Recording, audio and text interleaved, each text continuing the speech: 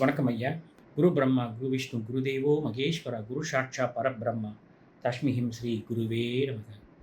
நம்ம புதுவுடை மூர்த்தி ஐயாவுக்கு ரொம்ப ரொம்ப ரொம்ப நன்றி. மற்றும் எல்லா ஆசிரியர்களுக்கும் ரொம்ப ரொம்ப நன்றி. என் பேர் சங்கர். நான் மலேசியாலேருந்து பேசுகிறேன். ஒரு 20 வருஷத்துக்கு முன்னாடி நான் ஒரு ஜோதிடர் பார்க்க போயிருந்தேன். என் குழந்தைங்களுக்கு பார்க்குறதுக்கு.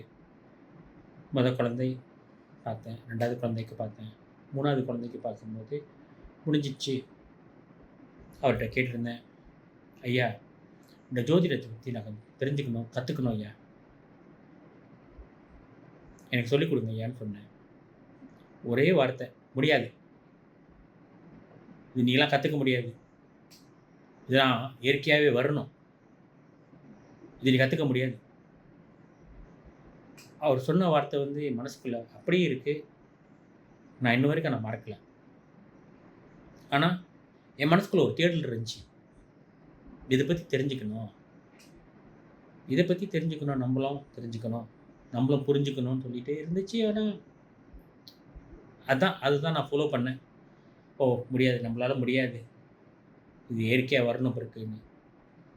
காலம் போகிற போக்கில் எவ்வளோ கஷ்டங்களை தாண்டிட்டேன்.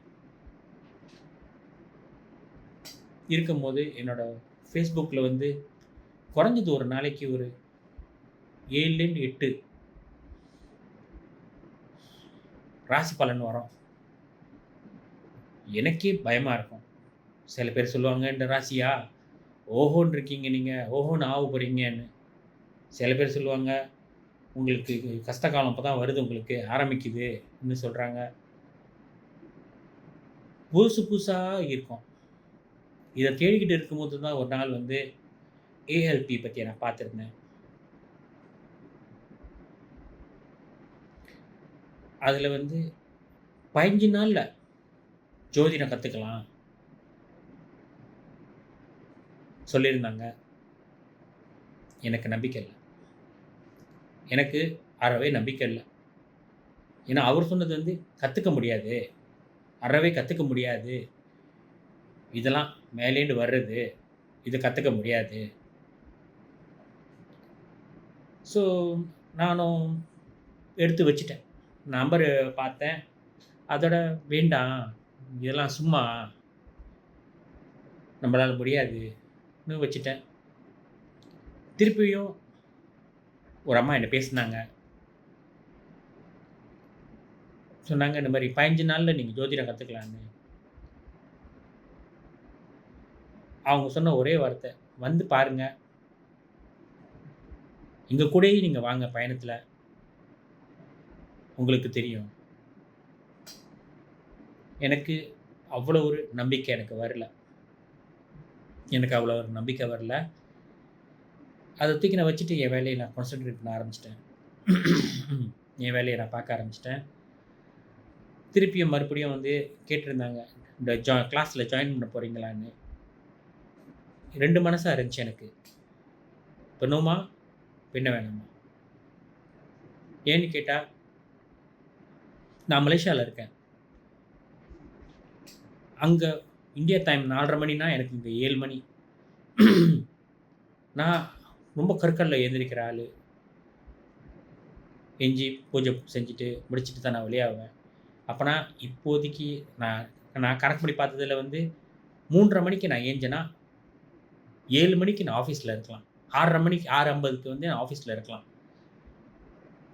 ஸோ ஆஃபீஸ்க்கு வந்துடலாம் 6:50க்கு. ஸோ முடியுமா? 3:30 மணிக்கெல்லாம் ஏந்திரிக்கணும். நான் வாடிக்கையாக 4:30 மணிக்கு ஏந்திரிக்கிற ஆள்.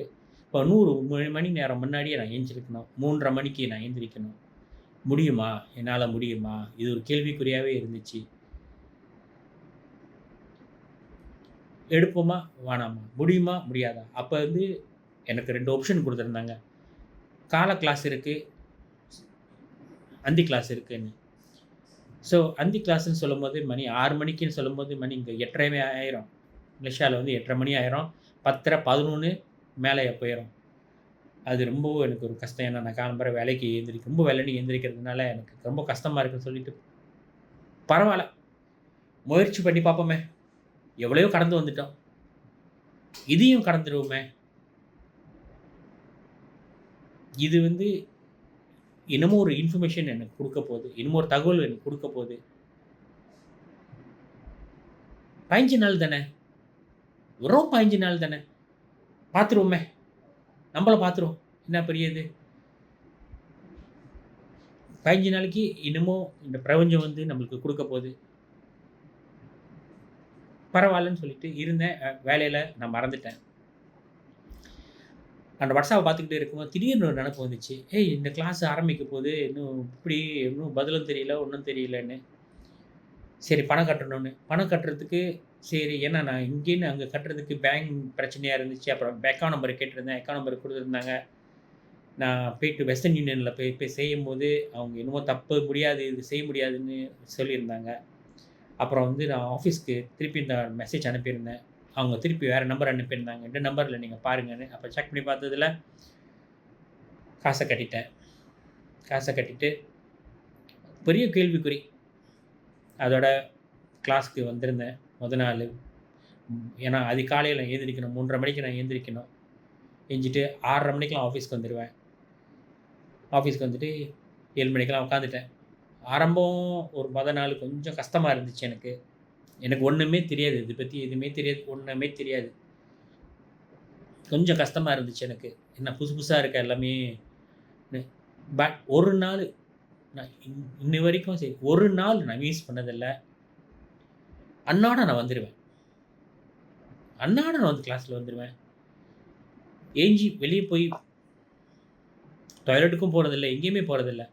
ஒரு கட்டத்தில அது விட்டுருவோமோ, ஏதாவது இது விட்டுருவோமோ, பாடத்த விட்டுருவோமான்னு சொல்லிட்டு, அதுக்கும் எந்திரிக்க மாட்டேன், நகர மாட்டேன்.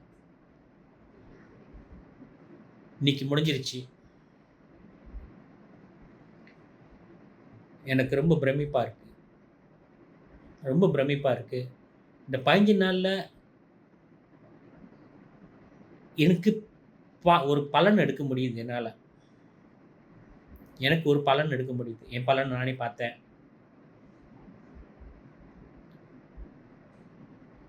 2வது வந்து இந்த பஞ்சாங்கம்னு சொல்லிட்டு அதிலயும் பார்க்கலாம்.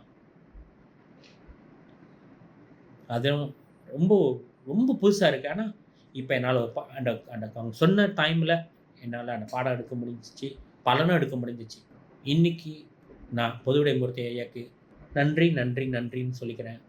மற்றும் அனைத்து ஆசிரியருக்கும் ரொம்ப நன்றி. எல்லாரும் அவ்ளோ பொறுமையா, எவ்வளோ கேள்வி தப்பா பேசினாங்க. எல்லாத்துக்கும் அவ்ளோ பொறுமையா இருந்து இந்த பாடத்த எடுத்தாங்க. நல்லா புரிஞ்சுச்சு. நீங்க தெரியலன்னு சொன்னோம்னா, அவங்க திருப்பி ஒரு வாட்டி கத்தும் குடுக்குறாங்க. ரொம்ப நன்றி ஐயா. இந்த பிரபஞ்சத்துக்கு ரொம்ப நன்றி நான் சொல்லணும்.